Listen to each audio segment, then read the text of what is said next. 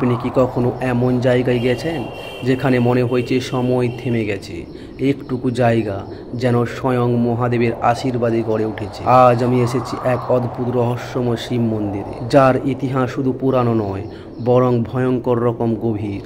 এই মন্দিরের একটা অদ্ভুত ব্যাপার হলো, এখানে কেউ প্রার্থনা করতে আসে না, চাওয়া নিয়ে সবাই আসে শুধু একটি কারণে, ধন্যবাদ দিতে। কারণ বিশ্বাস করা হয় এখানে যেই কিছু চায় মহাদেব সেটা পূর্ণ করেই তবে বিদায় দেন। পুরোহিত বললেন, অনেক রাতে যখন চারপাশ নিস্তব্ধ, তখনও এই মন্দির থেকে ঘণ্টার শব্দ শোনা যায়।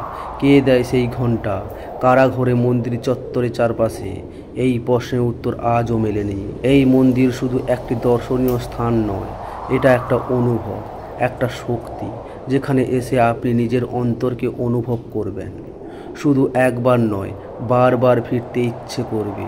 ভক্তি যদি হৃদয়ে থাকে, তবে এমন কোনো দরজা নেই যেটা খুলবে না। এই শিব মন্দির তার প্রমাণ। এটা হলো রায়াপাড়া শিব মন্দির। অনেক দিন ধরেই একটা কথা শুনে আসছিলাম, একটা মন্দির আছে যেখানে কেউ কিছু চাইতে যায় না।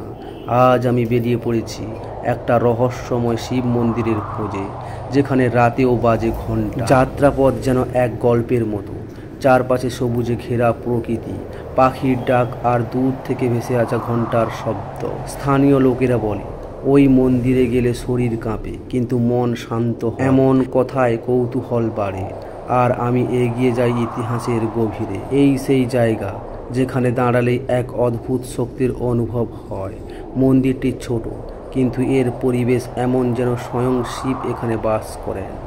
এই পাথর, এই ঘণ্টা, এই ধূপকাঠির গন্ধ, সব কিছুর মধ্যে লুকিয়ে আছে এক গভীর ইতিহাস। এই মন্দিরে অনেকেই এসে বলেন রাতে নাকি ঘণ্টা বাজে, কেউ দেখে না কে বাজায়, শুধু শোনা যায়। আর মাঝরাতে শিবের ভক্তরা আশীর্বাদ পায় স্বপ্নে। শুনে গা শিউরে ওঠে, কিন্তু সেই সঙ্গে মনের ভিতর একটা বিশ্বাস জন্মায়। এই মন্দিরে কিছু একটা আছে যেটা সাধারণ নয়। কথিত আছে বহু বছর আগে এই এলাকায় স্বয়ং নারায়ণ এসে এই মন্দিরটি তৈরি করেছিল। তিনি সারা রাত ধরে মন্দিরটি তৈরি করেছেন এবং ভোর রাতে সেখানে মানুষের আবির্ভাব হলে স্বয়ং নারায়ণ মন্দিরের উপর থেকে ঝাঁপ দেয়, আর যেখানে ঝাঁপ দেয় সেই জায়গাটা একটা বড় পুকুরে পরিণত হয়। আর তখন থেকে এই জায়গা হয়ে ওঠে পবিত্র। এই মন্দিরে একবার এক ক্যামেরাম্যান সারা রাত থেকে শ্যুট করছিল। ভোর রাতে ক্যামেরায় ধরা পড়ে এক অলৌকিক আলো, ঘণ্টা নিজে নিজেই বাজছিল। আজও সেই ফুটেজ লোকজনের ফোনে ঘোরে। আসলে এই মন্দির শুধু একটা স্থাপত্য নয়, এটা এক জীবন্ত শক্তি। অনেকে বলে এখানে এসে চোখের জল ধরে রাখতে পারেননি। একজন মা বললেন, ছেলে হারিয়ে গিয়েছিল, শিবের কাছে বলেছিলাম ফিরিয়ে দাও। 3 দিন পর ছেলে নিজে ফিরে আসে। একজন বৃদ্ধা বললেন, শরীরে কঠিন ব্যাধি, এখান থেকে যাওয়ার পর নিজে নিজেই সেরে গেছে। এমন কত শত গল্প যা শুনলে মনে হয় শুধু বিশ্বাসই নয়, এই মন্দিরে সত্যি কিছু আছে। এখানে দাঁড়িয়ে চোখ বন্ধ করলেই বোঝা যায় এই জায়গার মধ্যে যেন মহাদেবের অস্তিত্ব। বহু দূর থেকে মানুষ আসে, কিন্তু ফেরে না খালি হাতে। এই শিব মন্দির জানে কার মনে কি আছে। আপনি চাইলে কিছু নয়, শুধু মন খুলে ধন্যবাদ দিন, মহাদেব বাকিটা বুঝে নেন। এই রহস্য ঘেরা শতাব্দী প্রাচীন মন্দিরে প্রতিটি ইটে, প্রতিটি ঘণ্টার শব্দে যেন লুকিয়ে আছে এক গভীর ইতিহাস, এক অদ্ভুত টান যা আমাকে টেনে এনেছে এখানে রায়াপাড়া শিব মন্দির। প্রথম দেখাতেই মনে হলো এটা কোনো সাধারণ মন্দির নয়। এই মন্দিরে পা রাখলেই যেন একটা অন্য জগতে প্রবেশ করাটা। গা ঝমঝমে পরিবেশ, প্রাচীন দেওয়াল, আর মাঝখানে মাথা উঁচু করে দাঁড়িয়ে থাকা প্রাচীন শিবলিঙ্গ। লোক মুখে শোনা যায় এই মন্দির রাত গভীর হলে কিছু অদ্ভুত ঘটনা ঘটে। কেউ কেউ বলে গভীর রাতে এখানে ঘণ্টা আপনা আপনি বাজে, কেউ বলে শিব নিজেই রক্ষা করেন এই স্থানকে, আর কিছু মানুষ আজও বিশ্বাস করেন এই মন্দির তৈরি হয়েছিল কোনো স্বপ্নাদেশে। আমি যখন মন্দিরে প্রবেশ করছিলাম, একটা অদ্ভুত প্রশান্তি আমাকে ঘিরে ধরল, যেন কোনো অদৃশ্য শক্তি আমাকে আশীর্বাদ করছে।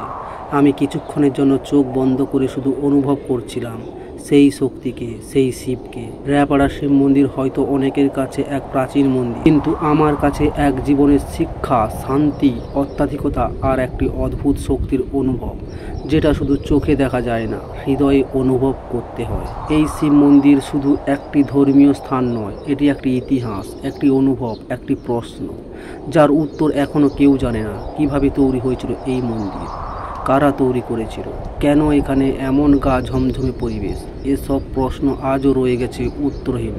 আমি মন্দির চত্বর ঘুরে দেখেছিলাম আর ভাবছিলাম কত মানুষ এখানে এসে প্রার্থনা করেছে, কত অশ্রু ঝরেছে এই পবিত্র মাটির ছুঁয়ে, আর কত গল্প হারিয়ে গেছে সময়ের অতলে। প্রথম দর্শনে শিহরণ জাগল। এই মন্দির সাধারণ কোনো স্থাপত্য নয়, পুরনো ইট, কালো হয়ে যাওয়া প্রাচীন, আর মাঝখানে কালো পাথরের এক বিশাল শিবলিঙ্গ।